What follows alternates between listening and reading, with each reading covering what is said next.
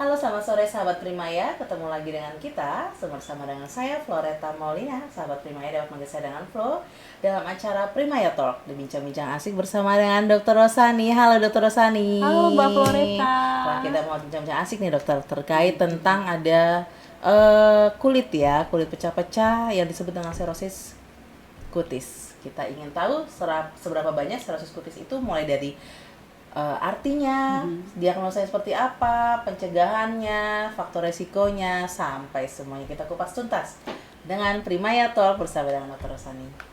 Kira-kira kita mau berbincang apa ini, Dok? Mungkin kita akan membahas tentang ini ya, serosis kutis ya. Wow, sangat menarik sekali seperti serosis kutis itu. Oke, lanjut aja ya. Kita ingin tahu seperti apa sih serosis kutis, diagnosanya itu apa maksudnya, dan gejalanya, sampai nanti cara pencegahannya seperti apa. Oke, terima kasih banyak Mbak Floreta sebelumnya. Saya akan mencoba membahas mengenai serosis kutis ya, karena pada umumnya di Indonesia ini kemungkinan iklimnya tropis ya, jadi mayoritas banyak di masyarakat kita terkena serosis kutis kemungkinan. Jadi saya menjelaskan dulu mengenai serosis kutis ya. Serosis kutis itu adalah keadaan kulit yang mengering disebabkan oleh karena kurangnya kelembapan pada kulit dikarenakan terjadinya kerusakan pada lapisan epidermis seperti itu. Jadi serosis kutis itu sebenarnya keadaan yang tidak berbahaya gitu, tidak berbahaya, tetapi apabila tidak ditangani segera bisa mengakibatkan terjadi seperti infeksi sekunder. Jadi lebih baik penanganannya lebih awal seperti itu. Oke, infeksi sekunder itu boleh dibantu dokter seperti apa?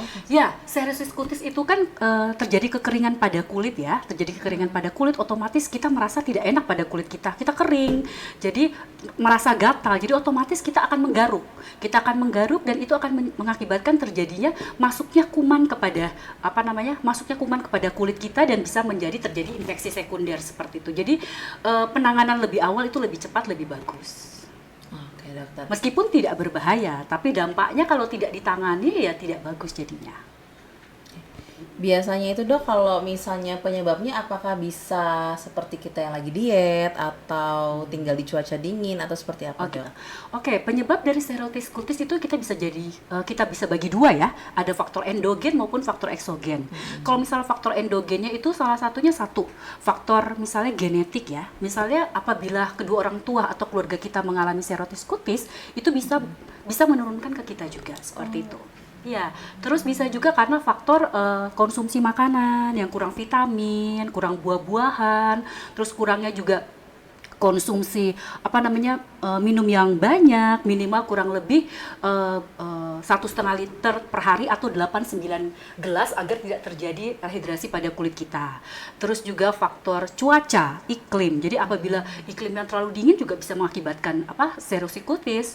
Terus kita juga sering mandi, lifestyle juga bisa. Misalnya kita mandi terlalu sering, itu bisa mengakibatkan kulit kering, dan mandinya juga menggunakan air panas juga. Itu salah satunya faktor ininya ya, faktor dari endogen. Kalau faktor eksogennya itu bisa jadi karena Bisa jadi karena ada penyakit penyertanya. Misalnya kita menderita penyakit dermatitis atopi atau psoriasis atau seperti ichthyosis, itu bisa mengakibatkan kulit kering seperti itu. Wow, banyak juga ternyata faktornya dok ya. Iya betul Mbak Floreta. Sampai mandi air hangat, sampai Iya seperti betul. itu. Jadi mandinya juga jangan terlalu lama. Jadi kalau misalnya mandi itu menggunakan air yang hangat saja, atau air yang tidak dingin maupun tidak panas ya. Misalnya kurang lebih kita mandi ya nggak usah lama ya, 10 menit atau 5-10 menit. Karena itu juga bisa mengakibatkan kulit menjadi kering. Oh, itu apalagi penting banget ya buat kayak kita sebagai wanita, biasanya mandi sampai lama-lama supaya harum ya. Iya benar, biar wangi ya Mbak Floreta ya. Khususnya buat wanita-wanita di sana ya dok ya. Iya betul sekali Mbak Floreta. Baiknya kalau bicara tentang serosis kutis dan menyebabkan kulit kering, itu kita apakah harus menggunakan sabun khusus dok, atau bagaimana dok? Oh ya, nah itu mungkin kita mencoba untuk cara penanganannya ya. Jadi penanganannya itu dari serosis kutis itu kita bisa menggunakan pelembab ya. Di mana pelembabnya itu kita bisa gunakan 2 sampai dengan 3 kali sehari, lebih dari segitu juga boleh 4 atau 5. Biasanya kita gunakan setelah mandi. Setelah mandi langsung masih lembab, langsung kita gunakan pelembab mau pagi dan sore. Nah, pelembabnya itu biasanya kita ada 3 macam ya. Ada tipenya, ada yang oklusif, ada yang emollient maupun ada yang humectant.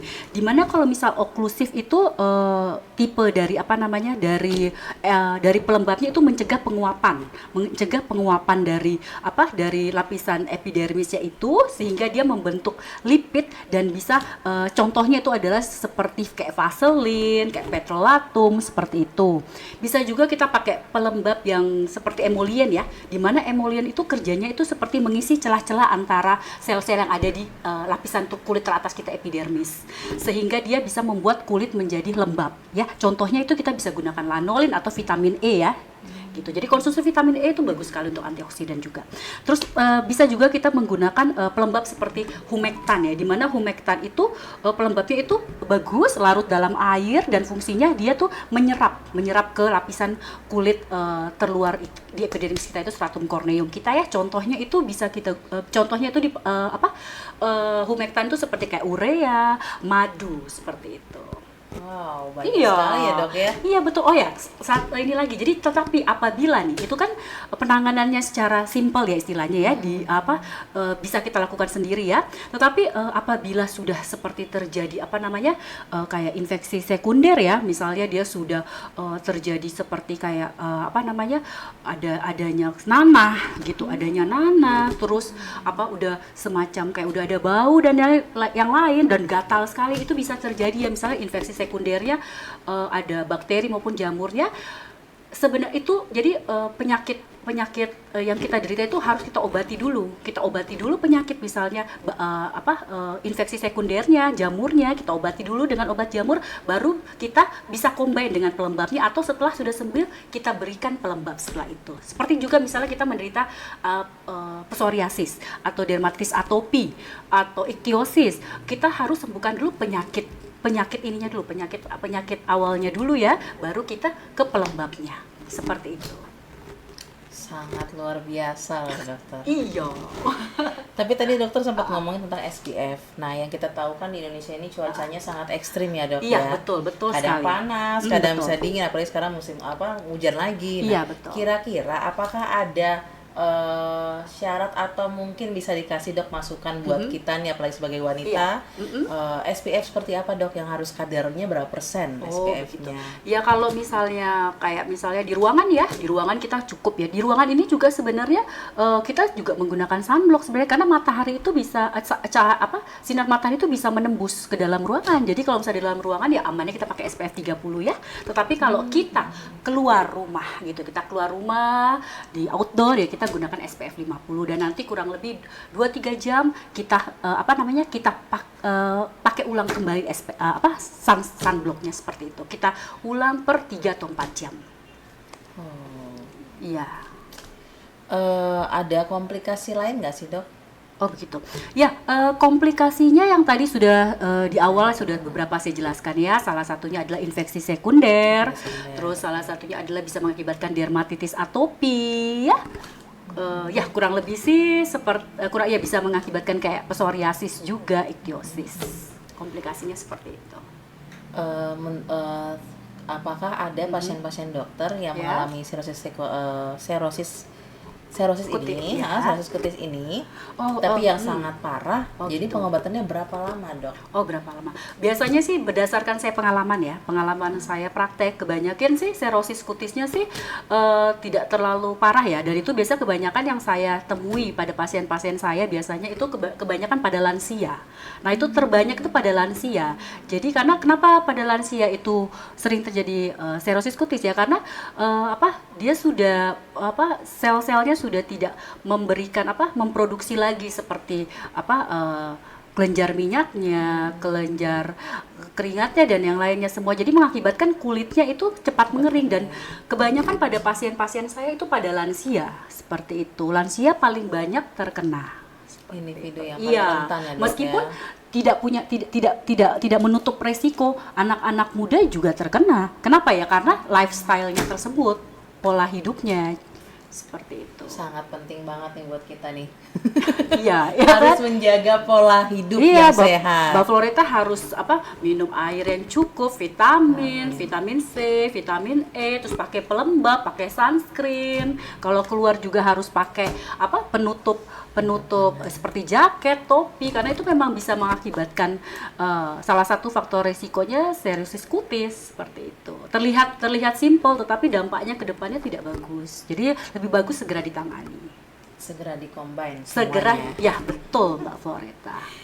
Oke, masuk lagi kita dokter. Mm-mm, Kira-kira nih dari psoriasis kutis kita sudah bahas ya, apa Ha-ha. itu psoriasis kutis, bagaimana pengobatannya, pencegahannya, sampai tata laksananya kita harus ngapain aja dari mulai Iya. minum air putih yang banyak tadi kata dokter 8 Betul. gelas sehari Kurang atau 1,5 liter kurang Betul. lebihnya, sama makan buah-buahan, vitamin E, vitamin C-nya juga harus betul. ditingkatkan. Dan saya ingin tahu juga nih, kira-kira dari seluruh kita tadi sudah ngobrol-ngobrol asik ini, Iya. kapan baiknya kita harus ke dokter dan mengunjungi dokter kulit? Mungkin terlepas dari psoriasis kutis ataupun yang lainnya, dokter. Oke. Kapan sih kita harus ke dokter ya apabila kita terkena psoriasis kutis ya? Jadi kita ke dokter itu apabila apabila sudah diberikan seperti penanganan pelembab, tetapi kok tidak ada hasil yang malah memperburuk. Seperti itu, malah lebih terlihat kering, kasar, seperti itu. Dan terus gatalnya sangat berlebihan. Dan yang kedua, apabila sudah terjadi seperti infeksi, bisa karena infeksi bakteri, jamur, seperti itu. Terus apabila sudah terdapat faktor penyebab lainnya, seperti misalnya menderita psoriasis, dermatitis atopi, dan ichthyosis. Jadi itu langsung segera ke dokter kulitnya. Seperti itu. Luar biasa. Terima kasih banyak dokter Rosani. Oke, sudah membahas panjang lebar. Saya ingin tahu juga nih, dokter Rosani praktek di Primaya Hospital Bekasi Utara. Setiap hari apa dan jam berapa, dokter? Oke, saya Dr. Rosani Sri Kamelia Nurdin Badola, spesialis kulit dan kelamin. Saya praktek di Rumah Sakit Primaya Bekasi Utara, itu hari Senin, Jumat, dan Sabtu. Senin dan Jumat saya pukul 3 sampai jam 6 sore, sedangkan hari Sabtu saya pukul 12 sampai jam 3 siang. Seperti itu Mbak Floreta. Ayo sahabat Primaya semua, kita ke Primaya Hospital Bekasi Utara, nanti bisa bincang-bincang lagi sama Dr. Rosani, Betul. spesialis kulit yang sangat luar biasa, sangat cantik dan pasti memberikan ilmunya juga kepada kita semua. Amin ya robbal alamin. Amin. Oke. Sahabat Primaya, jika sahabat Primaya ingin kembali berkunjung bersama dengan kami ke Primaya Hospital Bekasi Utara, sahabat Primaya dapat mengunjungi website kami di www.primayahospital.com atau sahabat Primaya dapat mendownload aplikasi kami di Primaya Hospital. Demikian bincang-bincang sore kita hari ini di Primaya Talk. Terima kasih Dr. Rosani. Sama-sama Mbak Floreta. Bye-bye.